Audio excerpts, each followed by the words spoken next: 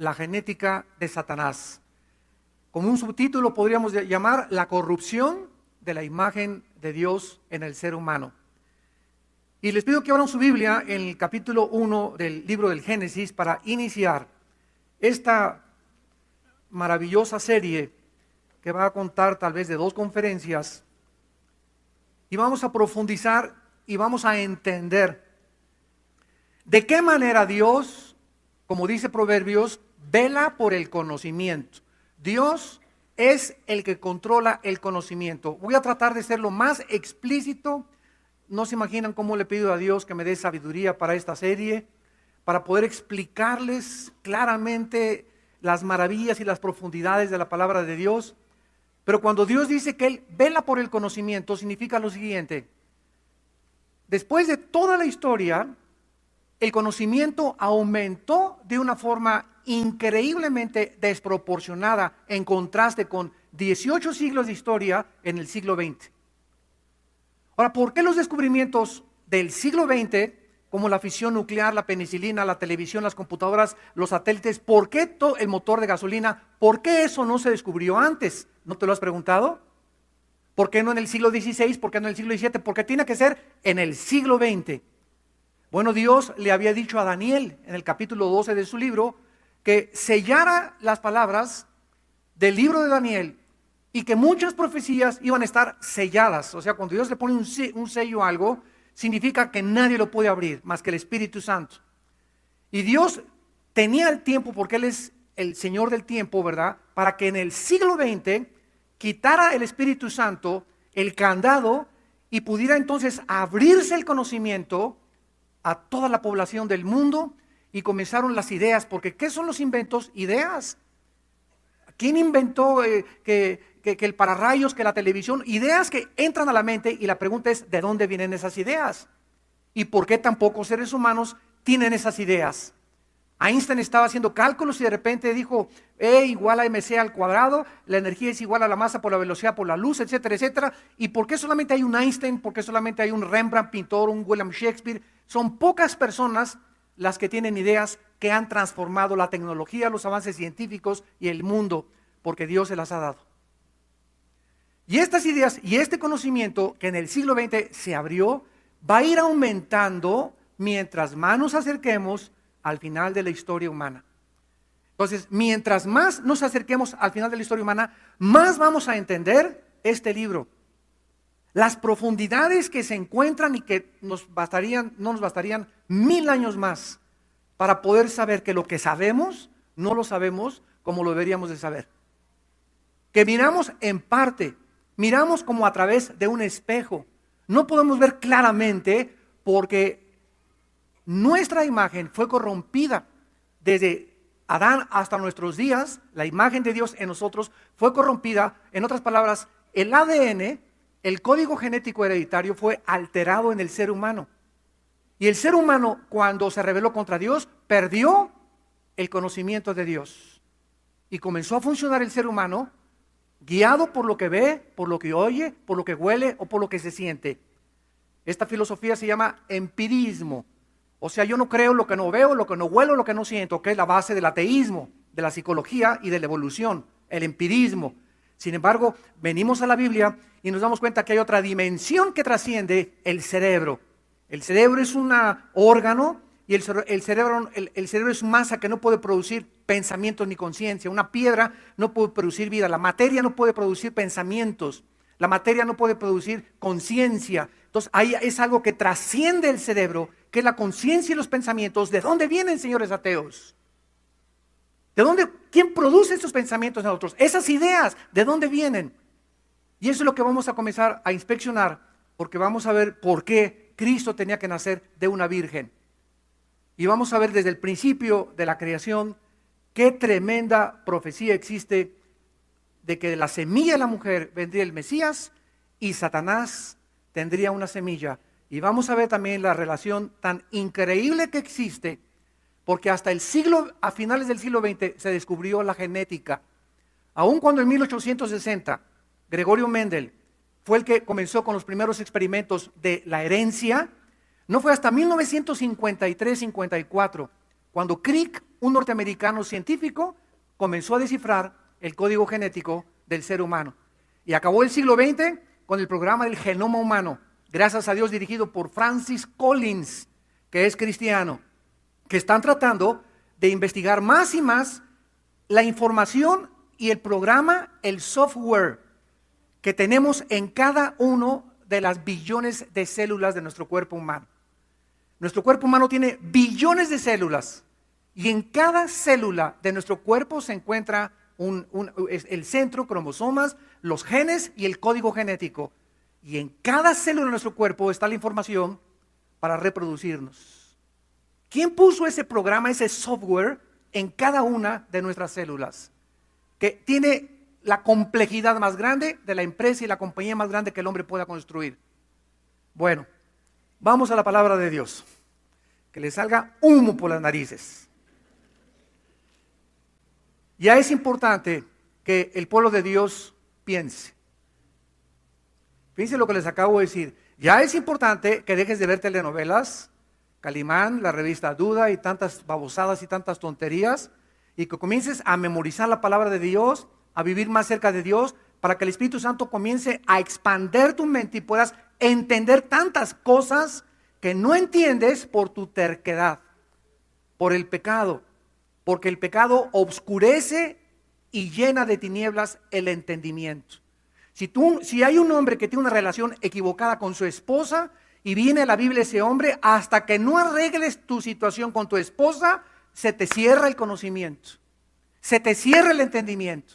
Si hay alguna pareja de ustedes que tiene relaciones sexuales con su novio o alguna muchacha que se deja manusar por su novio, vienes a la iglesia, puedes cantar, puedes ser edecán, puedes hacer miles de cosas o puedes estudiar la Biblia y venir al ITI y al diplomado, se te cierra el entendimiento porque Dios es santo. Y podrán caminar dos juntos si no estuvieran de acuerdo, de ninguna manera. Y entonces pasan los años ¿y por qué permite Dios a Satanás? ¿Y por qué el tsunami? ¿Y por qué el terremoto? ¿Y por qué permitió que se llevara a mi hijo? ¿Y por qué este accidente? Y comienzan las dudas y no tienes respuestas. ¿Por qué? Porque no entiendes los caminos de Dios. ¿Por qué no los entiendes? Porque no has caminado de la mano con Él. El pecado te ha impedido caminar con Dios.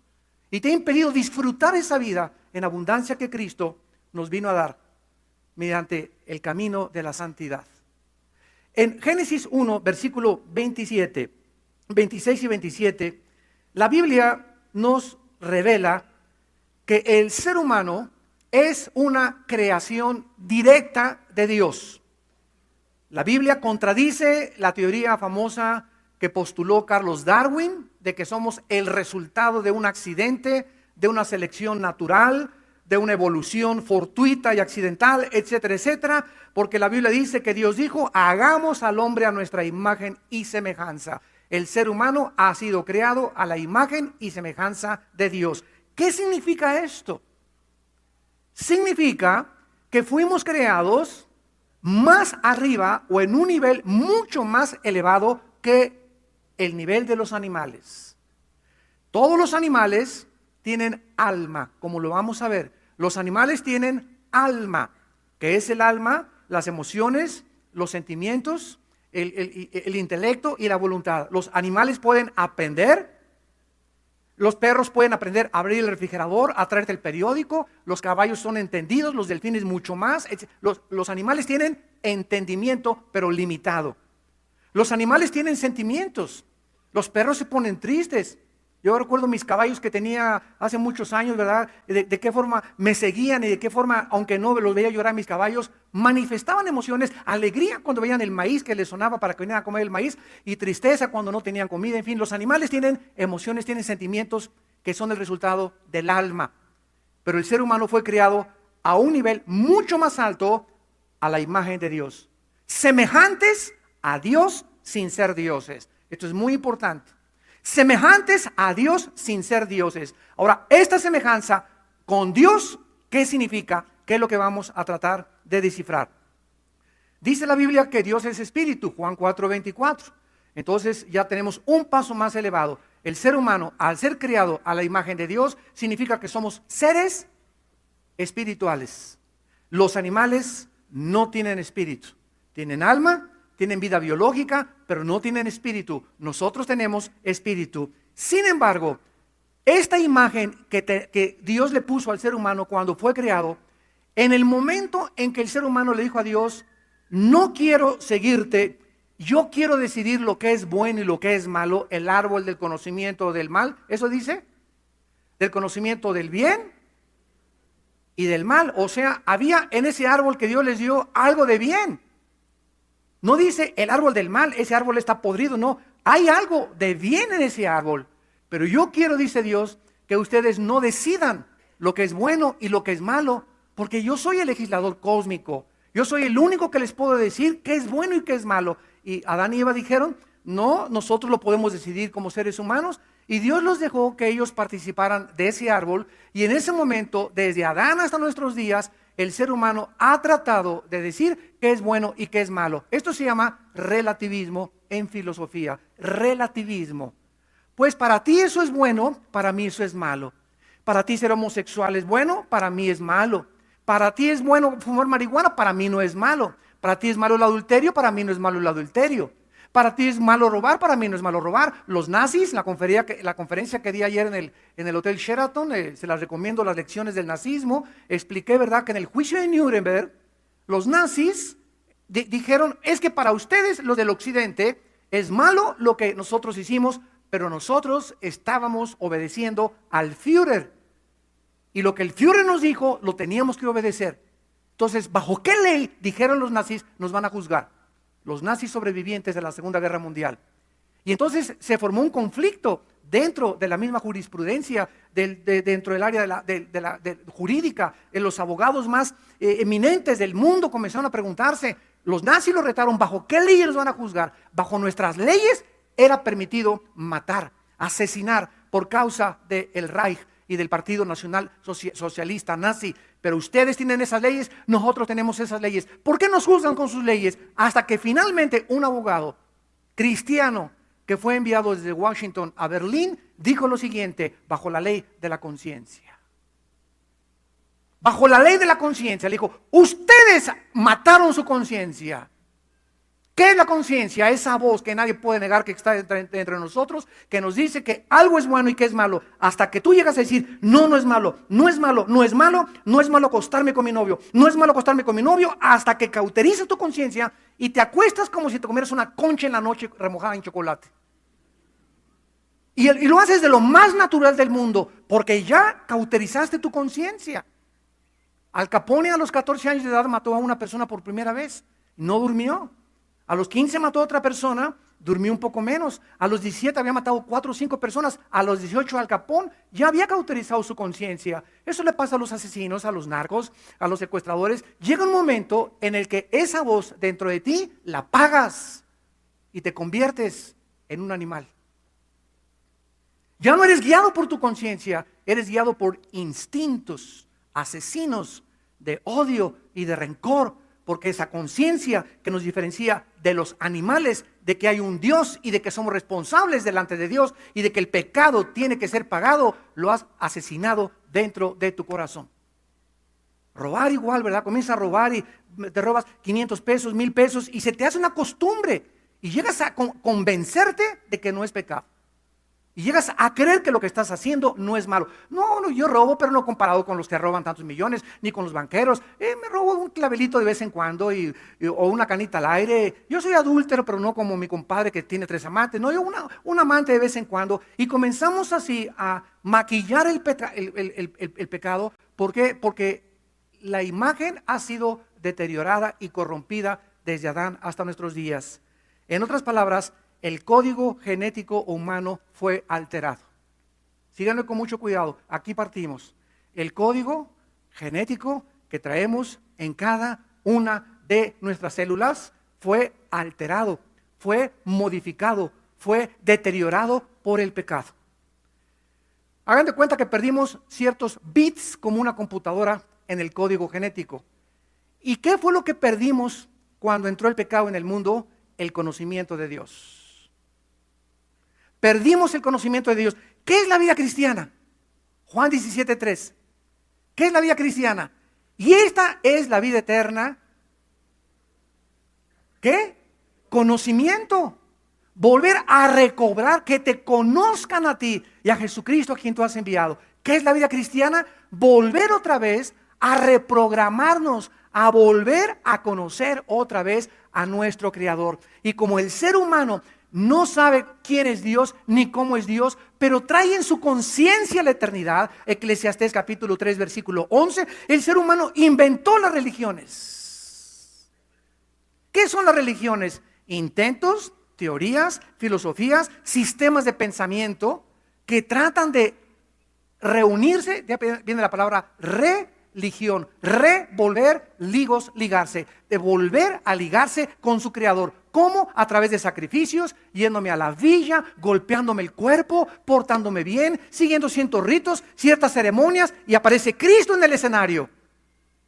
Y dice, ustedes adoraban en ese monte. Y los judíos dicen que así, y los musulmanes dicen que así, y los mormones dicen que así, y los bautistas dicen esto, y los nazarenos, y los judíos, y los musulmanes, etcétera, etcétera. Cada religión tiene su camino, y Jesucristo aparece y dice, mi Padre es espíritu, y los que le adoran en espíritu tienen que adorarle. Ustedes tienen que nacer de nuevo. Ustedes tienen una religión y se pueden ir al infierno con toda su religión, con todo y tu candelero aquí dentro de ti amarrado, con todo y tu escapulario, te vas al infierno. Porque las religiones no salvan a nadie. Apareció el Hijo de Dios para salvar al mundo con su sangre en la cruz. Es la sangre de Cristo la única medicina provista por Dios como solución a nuestros pecados. Entonces, ¿por qué? Ahora comienza a entender por qué funcionamos como funcionamos. ¿Por qué después de 6,000 años de historia, el Instituto para la Paz en Suecia y Estocolmo dice que de 6,000 años de historia han habido 25 años de paz? O sea, toda la historia humana son guerras. Y guerras napoleónicas, y guerras de Alejandro el Magno, y de Carlo Magno, y de las tribus, y de católicos contra protestantes, y de árabes contra judíos, y de blancos contra negros, y guerras, esposo contra la esposa contra el esposo, los hijos contra los padres contra los hijos, divisiones por todos lados, el pueblo contra el gobierno explotando a los trabajadores, los banqueros aprovechando de eso. Vemos en el mundo una rebatinga tremenda que hace que muchas personas digan, ya, justicia, justicia, y salen a las calles a protestar porque queremos un mundo mejor. Queremos un mundo justo, queremos un mundo donde se respeta nuestros derechos, y nosotros mismos traemos la guerra en el corazón. ¿De dónde viene todo esto? Del código genético que traemos alterado, modificado, corrompido por el pecado. Al haber escogido comer del árbol del conocimiento del bien y del mal, el ser humano se endiosó. Decidió él determinar qué es el bien y qué es el mal. Y esta es la razón por la cual el mundo se encuentra como se encuentra.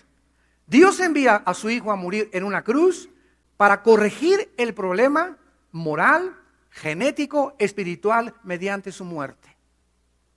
Si alguien iba a solucionar y a traernos la medicina, no íbamos a ser nosotros.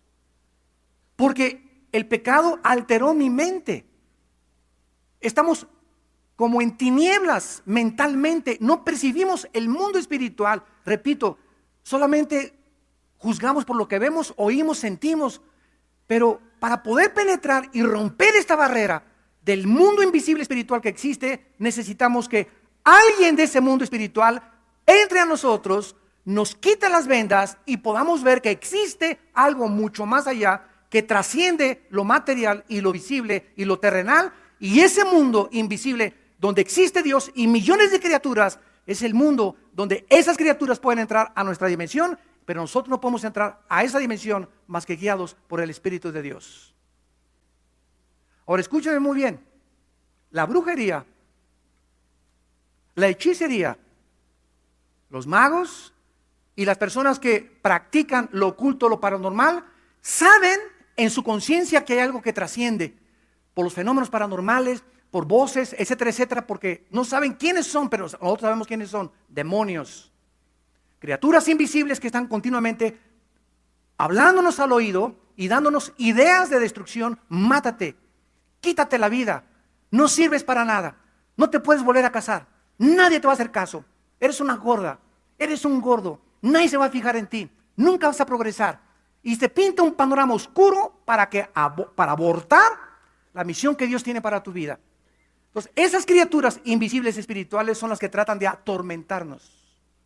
Porque el propósito de Satanás es atormentar la mente.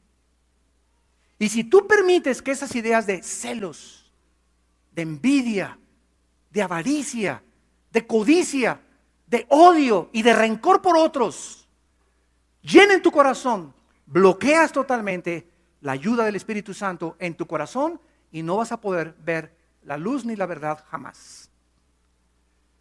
Esta es la razón por la cual Cristo invade el escenario mundial y nos comienza Cristo a revelar que existe otro mundo y que las leyes vienen de arriba, no las hacemos nosotros. Ahora muy bien, nuestra historia pues tiene inicio en el huerto del Edén y va a terminar con la segunda venida de Cristo. Inmediatamente vamos a Génesis capítulo 3 versículo 15 y este es el versículo que más locos ha traído a los teólogos de toda la historia.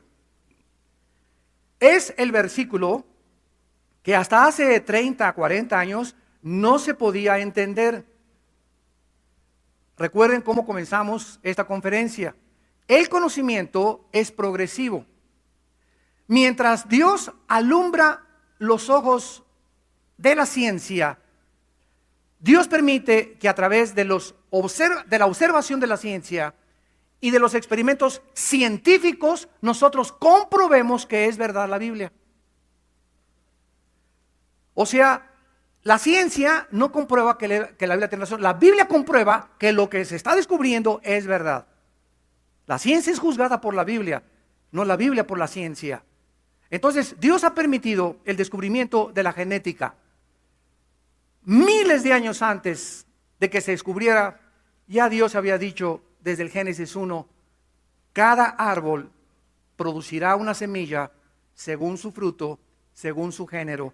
Las manzanas producirán semillas de manzanas y contendrán dentro de la semilla de las manzanas que van a ser manzanas y nunca uvas, ni plátanos, ni sandías. Las sandías van a tener un código genético hereditario, un programa, un software para que las sandías, ahí encerrado ese programa, al sembrarlas, produzcan sandías color verde por afuera, blanco y rojo por dentro, con semillas que produzcan sandías según su género y su especie. Los changos van a producir changos, las jirafas todas con el cuellote largo, los elefantes todos tendrán sus trompas, los gatos todos tendrán la felinidad, y así cada especie tiene su especie porque está contenida en el esperma,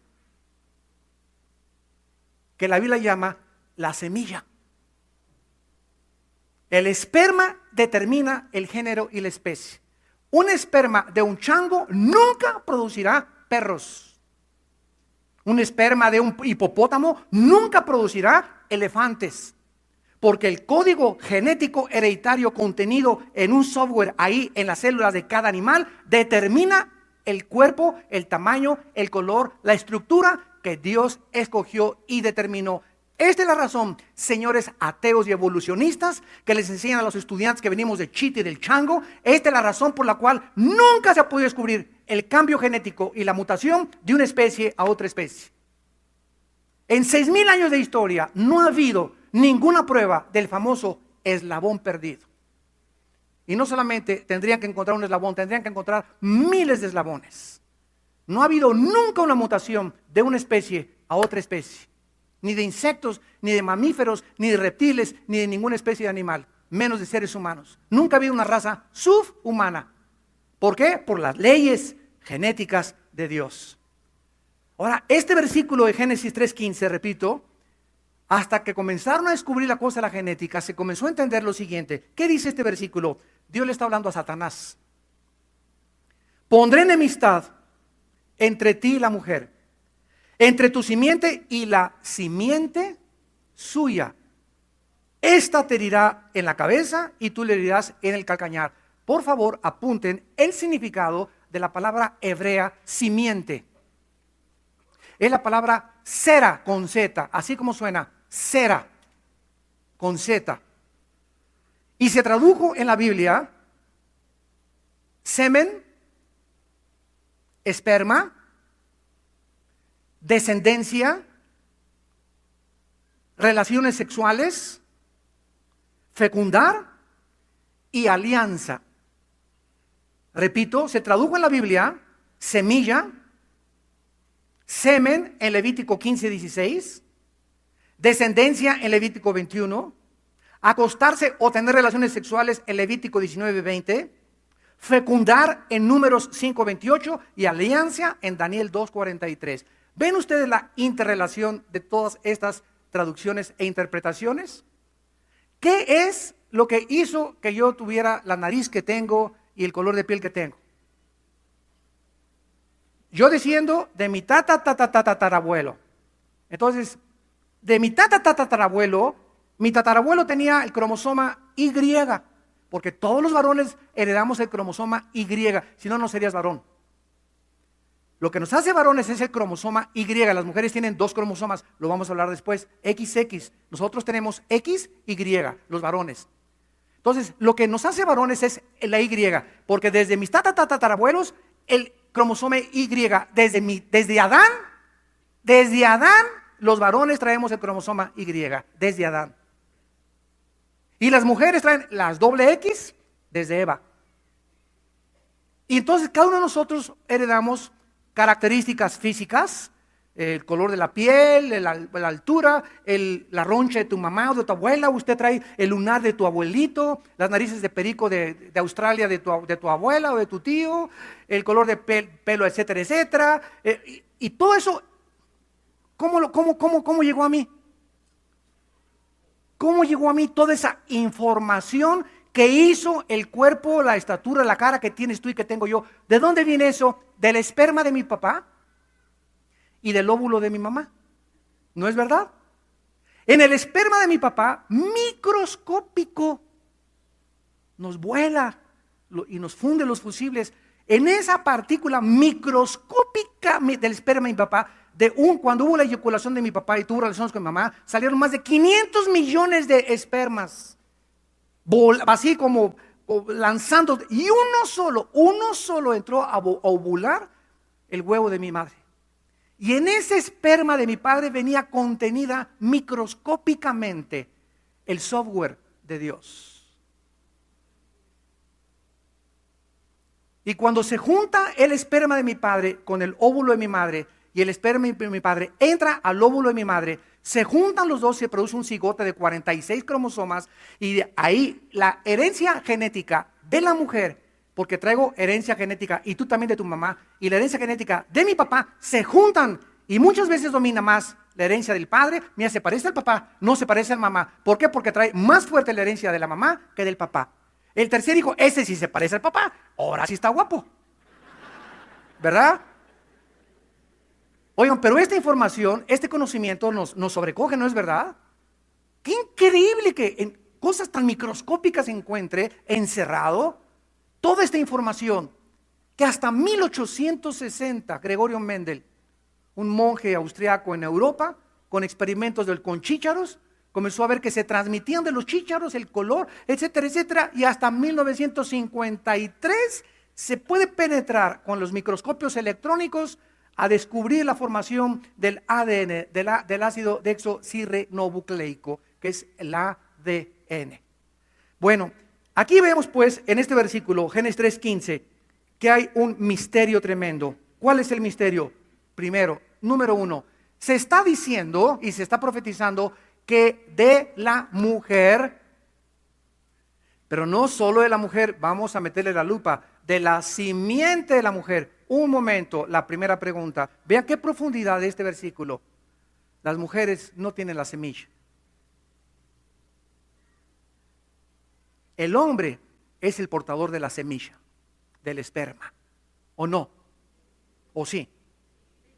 Pues sí. El hombre es el que envía la semilla, la mujer, Dios la creó, la receptora. Las mujeres fueron creadas por Dios para recibir. Maridos, amen, se nos da a nosotros, amen a sus mujeres, cuiden a sus mujeres, consideren a sus mujeres. Y la mujer solamente fue creada para recibir amor, acaricitas, apapachos. Mientras la mujer reciba, es feliz. Entiende esto, marido que me escuchas. Y por eso es tan importante cuando están depresivas llevarlas al mall. Se los digo con todo mi corazón y lo he comprobado. Yo tengo un problema con mi esposa, así como que no sé cómo. Yo le digo, Dios, dame sabiduría para ver cómo me la acerco otra vez, Señor, porque ahorita ni duermo en la noche en la cama.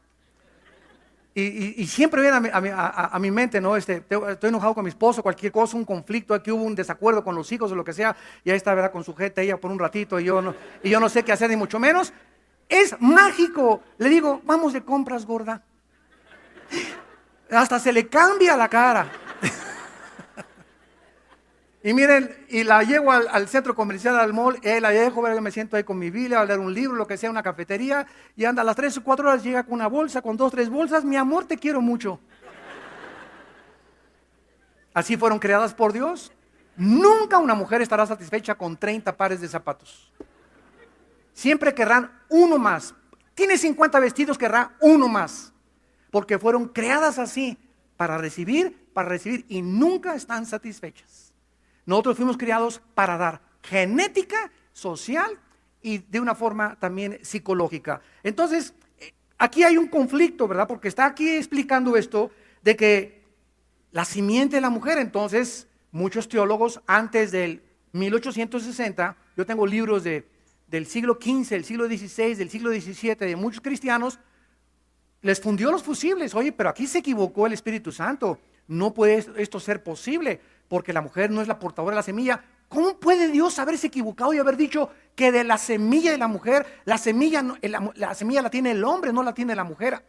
Pero cuando pasó el tiempo y Dios comenzó a abrir el conocimiento y comenzamos a penetrar en las profundidades de la ciencia y de la genética y del ADN, se descubrió entonces, ¿verdad?, que el hombre es el que trae la semilla, y que aquí lo que Dios estaba diciendo era lo siguiente: que es la primera profecía de que el Mesías nacería virginalmente. La mujer no pondría la semilla, la pondría Dios. Ahora comenzamos a ahondar y a preguntarnos, ¿y por qué José? Bueno, que José con cara de calavera que hubiera tenido José, ¿por qué no podía José tener relaciones con María? ¿Y por qué Jesús no podía nacer como uno de nosotros, de papá y de mamá? ¿Por qué tuvo que intervenir Dios para que Dios pusiera el cromosoma Y en el óvulo de María? Si José hubiera puesto el esperma en el óvulo de María, él hubiera nacido con pecado. Entonces ya comenzamos a ahondar más. Entonces quiere decir que a través del esperma del varón se transmite el pecado. Quiere decir que viene entonces en la sangre el pecado. Porque dice Levítico 17:11 que la vida de la carne está en la sangre. Y la palabra vida en Levítico 17:11 es nepej en el hebreo, que significa alma. Vean ustedes cómo estamos rascándole. En otras palabras, el alma está en la sangre, el espíritu está en la mente. Aquí es la habitación del Espíritu Santo, en nuestra mente. El alma, las características físicas, emocionales y sentimentales, y el pecado es transmitido a través de la sangre. ¿Qué pasó con Adán? Se infectó su sangre. Y todos nosotros hemos nacido con sangre infectada. Salmo 51:8, en pecado fuimos concebidos. No dice nacidos, desde la concepción, desde la fecundación, porque es muy diferente nacer a ser concebido. Por eso no dice, y la Biblia, y Jesús nació, y la Virgen, lo vamos a ver, concibió, que es la palabra que hubo una unión entre un esperma y el óvulo de ella, es concebir, fecundar. Hubo algo ahí que hizo que Cristo naciera sin pecado a través del esperma que Dios puso en María. Y vamos a ahondar un poco más adelante esto, porque de la misma manera que se nos habla de una semilla, de un esperma, de un semen, de un linaje que vendría de la mujer, nos dice que Satanás tiene también una semilla. ¿Satanás tiene esperma? ¿Puede Satanás producir una descendencia? Ya vimos la traducción de Sera, descendencia, linaje. ¿Puede Satanás de alguna manera mezclarse tal vez con algún ser humano o los ángeles caídos y alterar la genética humana y producir monstruos? La Biblia nos dice ese y sí, como lo vamos a ir comprobando. Y esta es la razón por la cual el anticristo, la obra maestra de Satanás, será un individuo que habrá de nacer de la mezcla o de la alteración genética de una mujer humana para falsificar el nacimiento y la encarnación del Hijo de Dios. Y ese ser que nacerá, el anticristo, será un hombre, claro que humano, porque así como Cristo tenía que tener, escúchenme, herencia genética humana, Cristo tenía que tener herencia genética humana. El vientre de María no fue una incubadora, como muchos teólogos han dicho, no, solamente sirvió como incubadora y todo lo hizo Dios dentro del vientre de María, no.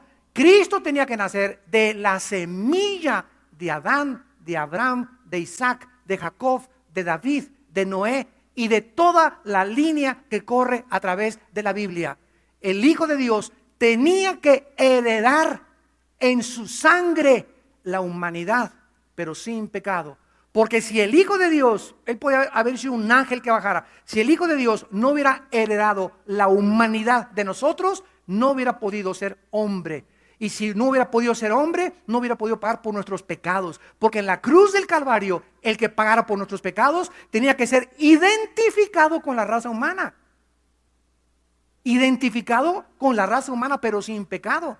Fueron puestos nuestros pecados sobre él, él no pecó. Pero el que moría en la cruz no solo tenía que ser hombre, tenía que ser Dios.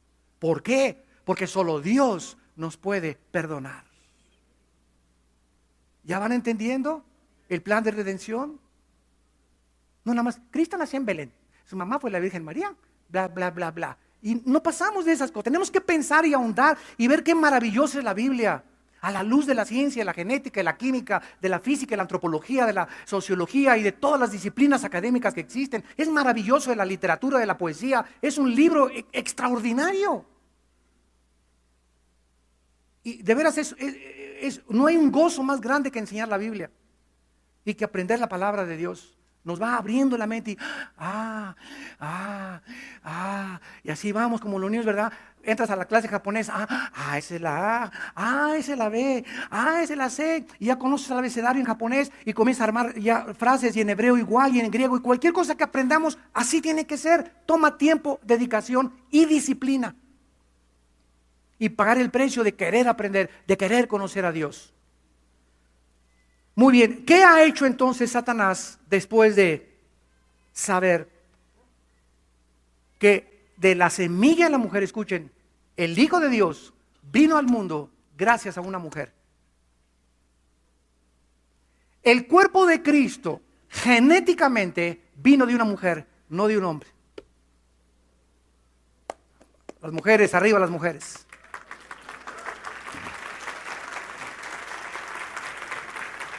Ahora entienden, ahora entendamos lo siguiente. Desde este principio, precisamente porque Satanás sabía que a través de una mujer iba a venir el Mesías, dice, pondré enemistad. Esta palabra Eva con B grande en el hebreo significa odio continuo del hombre a la mujer. Y ahora entendemos por qué en la mayor parte de las culturas el hombre ha tratado de sobajar a la mujer. Tú eres más que mi esclava. Y aquí quiero tener a mis dos nenorras y aquí también con sus bikinis porque solamente para el sexo sirven. Y a ver un concurso de belleza, concurso de a cuánto está el 25 kilos y el kilo de aguayón. Concursos de carne, exhibir a las mujeres simplemente como objetos y deseos sexuales. Y por eso el hombre se casa sin entender el mecanismo y la razón de que dentro de nosotros existe un espíritu que va a tratar si no somos cristianos. Y aún siendo cristianos, tenemos que luchar contra este espíritu de que mi esposa es coheredera de la gracia. Y cuidado con yo tener una relación equivocada con mi esposa. 1 Pedro 3:7. Porque si yo tengo una relación equivocada con mi esposa y no le pido perdón o no arreglamos eso pronto, mis oraciones no son escuchadas. Adiós negocio, adiós ministerio, adiós progreso, adiós salud, adiós todo. Dios se hace a un lado. Chencho, hasta que tú no vayas, no me traigas nada, hasta que no arregles con tu esposa tus problemas y la trates como una reina. Como una reina. Y te metas eso y te quitas lo Pancho Villa dentro de ti y lo macho Camacho, no voy a tener trato contigo. Maridos, amen a vuestras mujeres como Cristo amó a la iglesia hasta la muerte sacrificialmente. Mientras tú no respetes a tu novia y no la toques, no me pidas que te bendiga, ni que te prospere en la música, ni que te prospere en nada. ¿Por qué? Porque si no tratas a tu novia y no la respetas, tampoco lo vas a hacer con tu esposa. Tampoco lo vas a hacer con tu esposa. Y esta es la razón por la cual en los países del Medio Oriente, ahora que fuimos a Jordania, bueno, en Jordania yo creí que existía el patriarcado, y en Jordania nos sorprendimos de que existe el matriarcado. Asústame, hay que buscar tamaros ahora, en lugar de tamar. O sea, la mujer se ha revelado de tal manera, donde el hombre pierde totalmente su decisión, como un juicio de Dios por haberlas tratado en el pasado de esa manera, y entonces comienza a levantar a la mujer, y la mujer se vuelve en la cabeza del hogar, lo cual rompe el diseño de Dios, porque en un hogar donde ella mande y donde ella tenga las decisiones, es un hogar bajo el juicio de Dios. Es el hombre el que tiene la responsabilidad de ser la cabeza de la mujer.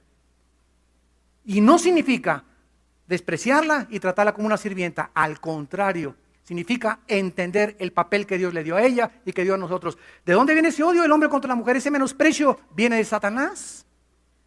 Por eso cualquier cultura, como los talibanes en Afganistán no han visto, que les cortan con navaja la boca, los labios a las mujeres, o las ponen así enfrente de un estadio y las comienzan con un bate a golpearlas porque encontraron adulterio, y el esposo que cometió adulterio, ¿por qué? O el amante, ¿por qué no lo mataron también? O sea, es increíble cómo tratan a las mujeres. En Irán se les prohíbe hacer negocio, en otros países como Jordania se les prohíbe comprar sin el permiso del esposo, no pueden manejar en los países árabes las mujeres, tienen que pedirle permiso al esposo, la han rebajado tanto que por eso hay tantas maldiciones en esta zona geográfica del mundo. ¿Por qué? Porque Satanás odia a la mujer, porque la mujer fue el instrumento de Dios para traer al Hijo de Dios al mundo. Y por eso todos nosotros los hombres en esta mañana somos y descendemos de nuestra mamá. Tú no existirías si no hubieras tenido una mamá. Así que cuidado con hablar mal de las mujeres y de las suegras también. Eso más nos vale, ¿verdad? Muy bien. Ahora veamos. Se nos acabó el tiempo, pero rápidamente vayamos a Deuteronomio capítulo 2 y veamos rápidamente de qué forma Satanás, si lo vamos entendiendo, de qué forma Satanás, al darse cuenta que de la mujer vendría el Mesías prometido, no del hombre, de la mujer, del material genético de la mujer, él claro que no entendía el nacimiento virginal, Satanás no lo entendió. Pero vemos desde el principio que la Biblia nos enseña que desde el principio de la Biblia, Satanás ha tratado de abortar que nazca el Mesías. ¿Y cómo lo podría lograr? Tratando de pervertir o echar a perder o destruir la semilla de las mujeres. ¿Qué hizo Satanás en Génesis capítulo 6? Los ángeles caídos, si no tuvieron una relación sexual con las mujeres, alteraron la genética, porque lo vamos a ver después, el endemoniado gadareno, ¿verdad? Los demonios controlaron sus cuerdas vocales, sus nervios ópticos, sus oídos, su fuerza, sus músculos. Los demonios pueden entrar al cuerpo y alterar tu páncreas, inflar tu hígado, deteriorar tus alvéolos pulmonares, alterar tu ritmo cardíaco, cambiar tu voz. Los demonios tienen un control de las neuronas del cerebro que nosotros no tenemos todavía. Nos conocen a la perfección. Y ellos pueden entrar y alterar cuando el esperma entre y comience la fecundación. Satanás tiene, y lo vamos a comprobar, tiene el poder de alterar que ese niño se convierta en un monstruo de 2 cabezas y que no nazca normal, o que nazca con una pierna, o que nazca con un brazo, y cuando nace le echamos la culpa a Dios, sin darnos cuenta el poder tan grande satánico que existe, que la Biblia nos revela. ¿Qué pasó con esta mezcla? En Génesis 6 nacieron los Nefilim.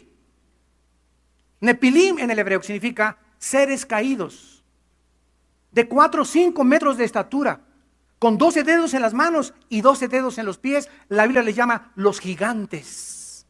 Y habitaron aquí en la tierra 1000 años los gigantes. Hubo una población de gigantes que eran mezcla, ángeles caídos, seres humanos, 1000 años. ¿Y quiénes fueron estos gigantes? Los que no querían que el pueblo de Dios entrara a la tierra prometida. Veamos rápidamente en Deuteronomio 2, del 10 al 11.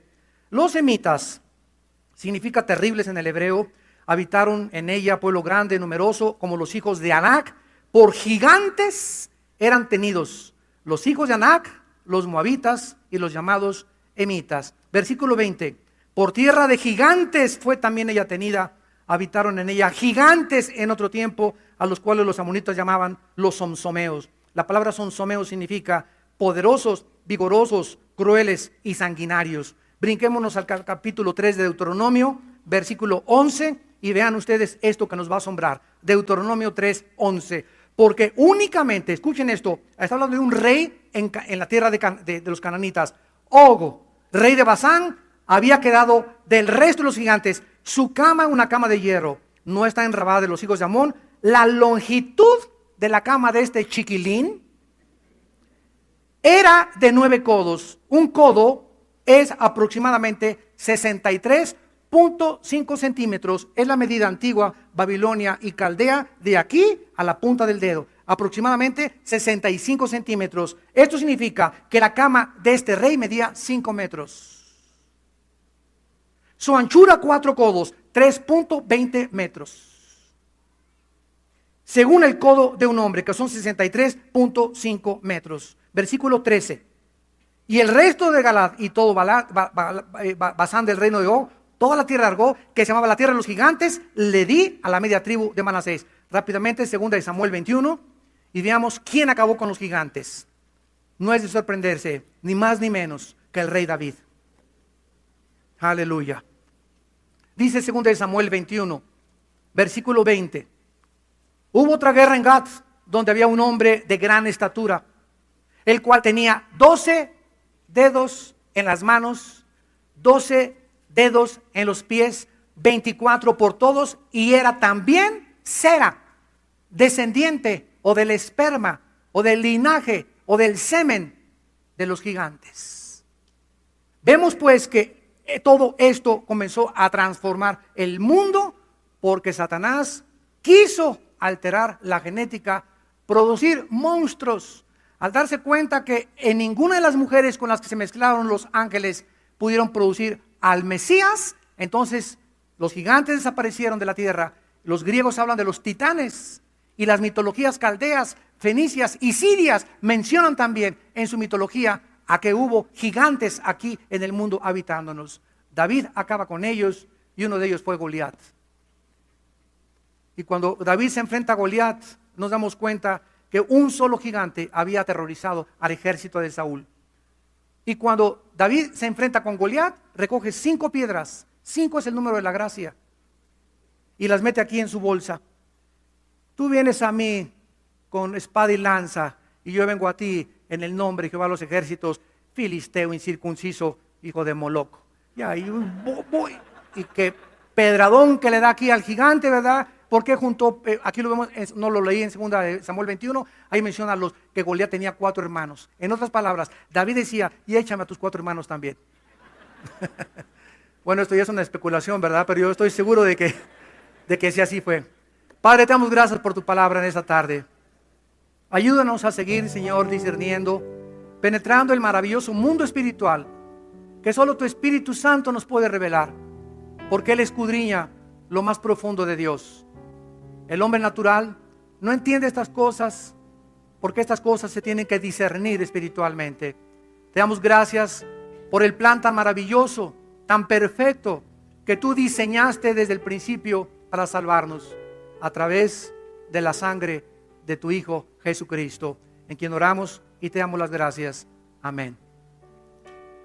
Antes de despedirnos rápidamente, cualquiera de ustedes que en esta tarde quiere invitar a Cristo a sus vidas, comenzar a caminar con Dios, para conocer a Dios, haz esta oración ahí desde tu lugar.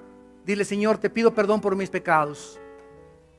Creo que en la cruz pagaste por ellos con tu sangre, que a los 3 días resucitaste de los muertos y que tú eres el Salvador, el Hijo de Dios, que viniste al mundo a traerme la medicina para la maldad que existe en mi alma, en mi cuerpo y en mi mente. Lávame con esa sangre medicinal, Señor Jesús. Transforma mis pensamientos y hazme una criatura conforme a tu imagen y semejanza. En el nombre del Señor. Amén.